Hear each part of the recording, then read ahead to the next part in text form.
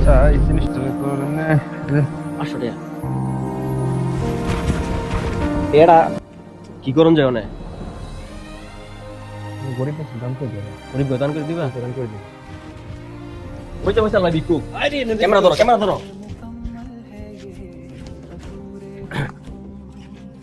guys এই যে একটা অসহায় দেখতে পেলাম আমরা তাকে অনেকক্ষণ ধরে এখানে বসে থাকতে দেখতেছি আমরা তো তার মনে হয় কিছু প্রবলেম আছে ভাই আপনার কি কোনো প্রবলেম আছে